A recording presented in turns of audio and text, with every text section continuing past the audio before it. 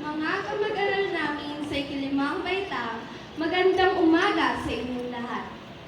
Lilisan na kami hindi upang limutin kaagad itong ating paaralang ito. Manapay, ipagmamalaki namin ang dakilang layunin ng ating alma mater tungo sa malinis sa pag-inang ito sa ating lahat at paghubog ng magagandang ugali at kabiasnan nitong lahi.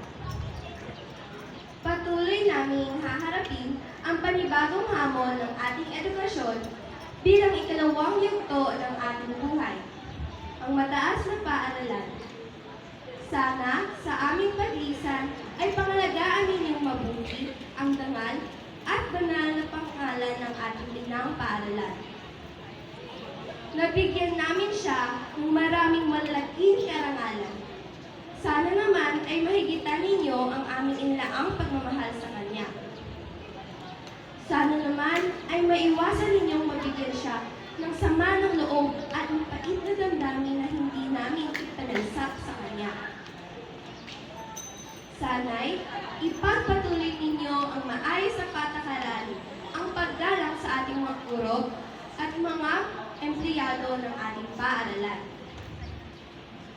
Ipagpatuloy ninyo ang pagtaas at pagsulong ng ating edukasyon. Mga mahal naming ikilimang baitang, kung halimbawa ay nagkulang ang aming pangangalaga sa ating iginagalang na alma mater, kayo na ang magpuno. Kung nakapaghandog man kami ng kaunting kalungkutan, kayo na, mga kapatid naming nakababata, ang magbigay ng walang hanggang kasiyahan at kaligayahan sa Kanya.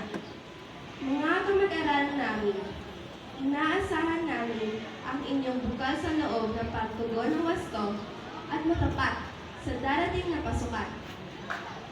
Maraming salamat sa inyo. Mabuhay kayong lahat!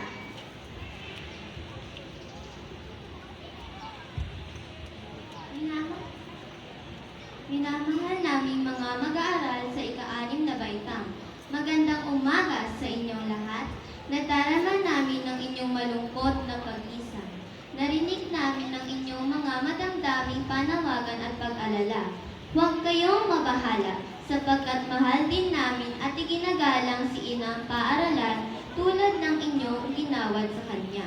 Nakahanda kaming kumilos ng wasto at maglingkod ng tapat sa Kanya. Isasagawa namin ang inyong mga habilin. Gagawin namin ang mga magaganda at maraming karangalang inihandog ninyo sa Kanya. Isasagawa namin ang tumpak at karapat-dapat. Kung di man namin malampasan ang inyong dakilang karangalang inihandog sa Kanya, ay tatapatan namin ito ng husto.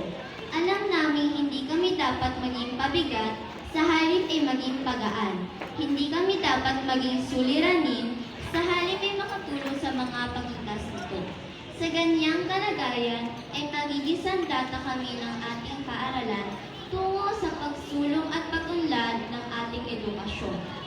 Humayo kayo, mga ika-6 na baitang, tungo sa inyong pagtaas sa paikibaka sa buhay. Tahakin ninyo ang panibagong landas tungo sa high school.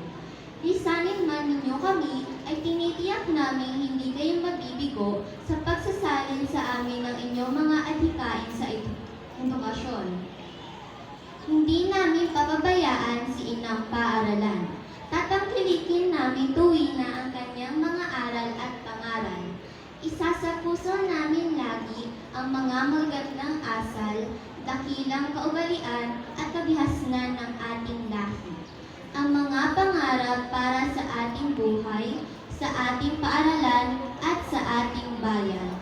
Harapin ninyo ang bagong hamon ng buhay.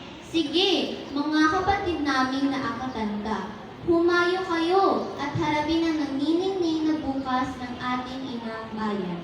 Maraming salamat po at mabuhay kayong lahat.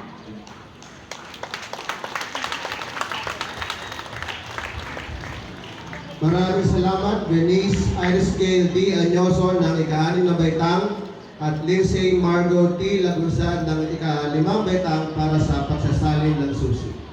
Ngayon naman po, tunghayan po natin ang oath pagiging ng mga bagong pamunuan ng mga guro. Yes, officers.